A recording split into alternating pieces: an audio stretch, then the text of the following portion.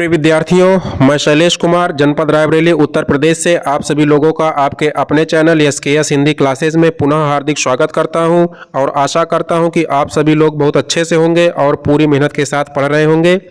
आज की वीडियो में हम लोग अन्योक्त विलासा नामक द्वितीय पाठ के छठे और अंतिम श्लोक का सरलतम तरीके से हिंदी में अर्थ पढ़ेंगे।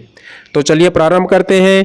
छठा श्लोक। रात्रि गमिष्यति भविष्यति सुप्रभातम भास्वानुदिश्यति हसिष्यति पंकजालिः इत्थं विचिन्तयति कोशगते द्वैरेफे हा हन्त हन्त नलनीम गज्ज उज्जहार। इस श्लोक का अर्थ देखते हैं। प्रस्तुत श्लोक में एक भंवरे की मनोदशा को व्यक्त किया गया है। एक भंवरा होता है और वो कमल के पराग को पीने के लिए कमल के पुष्प में जाकर के बैठ जाता है। कमल का पराग पीता है, तभी शाम हो जाती है और कमल का पुष्प पुनः बंद हो जाता है। ये इसलिए होता है क्योंकि जो कमल का पुष्प होता है वो सूर्य के प्रकाश से खिलता है और जैसे ही सूर्य अस्त होता है, शाम होती है, कमल का पुष्प स्वतः बंद हो जाता है। तो शाम होती है, सूर्य अस्त होता है, कमल का पुष्प स्वतः बंद हो जाता है और वो भंवरा उसी कमल के पुष्प के अंदर फंस जाता है। रात्रि हो जाती है और उसी रात्रि के समय कमल के पुष्प में फंसा हुआ भंवरा विचार करता है। और क्या विचार करता है, उसी का वर्णन इस श्लोक में किया गया है। तो चलिए हम लोग देखते हैं। इसका अर्थ बता रहे हैं कि रात्रि गमिष्यति भविष्यति सुप्रभातम।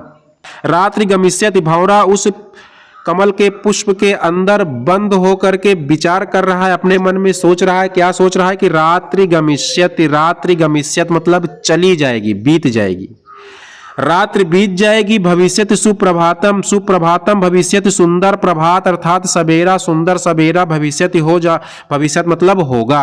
रात्रि गमिष्यति, ये रात्रि बीत जाएगी। भविष्यति सुप्रभातम, सुप्रभातम मतलब मतलब सुंदर, प्रभातम मतलब सवेरा, भविष्यत मतलब होगा, सुंदर सवेरा होगा। फिर क्या होगा, भास्वान उदिष्यति, जब सुंदर सवेरा होगा तो भास्वान उदिष्यति, भास्वान मतलब होता है सूर्य, उदिष्यत मतलब उदित होगा, सूर्य उदित होगा। और जब सूर्य उदित होगा तो क्या होगा, पंकजाली हसिष्यति, पंकज आली, पंकज मतलब होता है कमलों का, आली मतलब समूह, पंकजाली कमलों का समूह, हसिष्यत मतलब हंसेगा अर्थात खिलेगा।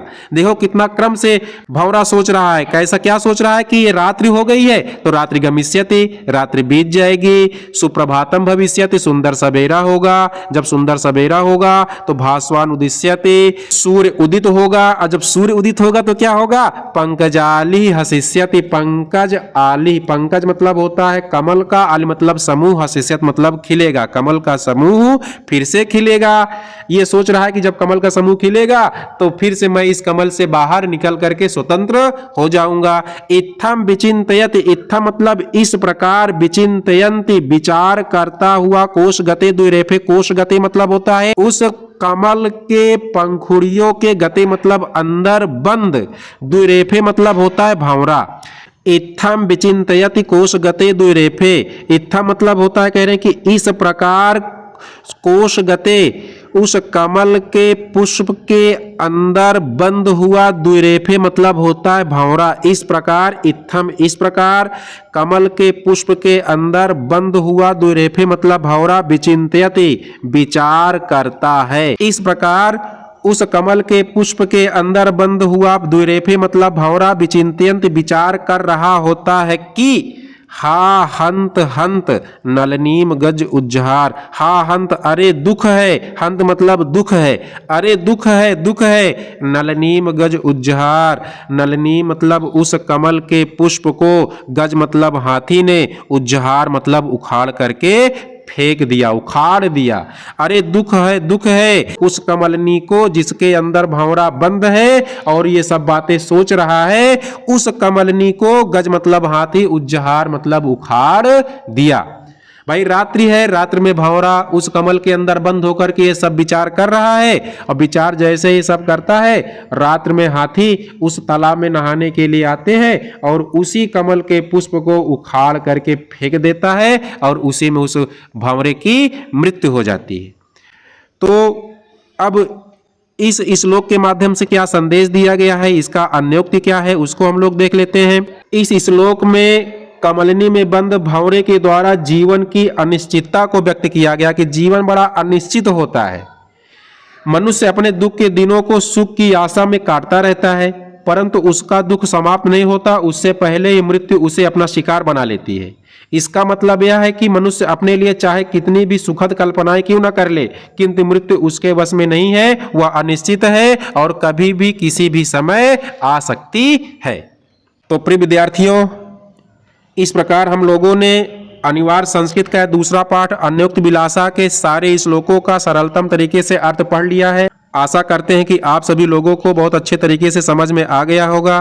फिर भी यदि आपको इस पाठ से संबंधित कोई समस्या है तो कमेंट के माध्यम से आप हमसे पूछ सकते हैं। मैं निश्चित तौर पर आपके प्रश्नों का उत्तर देने का प्रयास करूंगा। वीडियो बहुत लंबा ना हो, इसलिए इस पाठ से संबंधित अति लघु उत्तरीय प्रश्नों का उत्तर हम लोग एक नए वीडियो के माध्यम से पढ़ेंगे।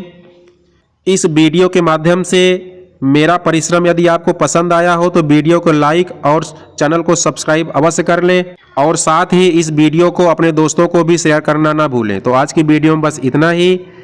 आप लोग पूरे मनोयोग से पढ़ते रहें। पूरा वीडियो देखने के लिए आप सभी लोगों का बहुत बहुत धन्यवाद।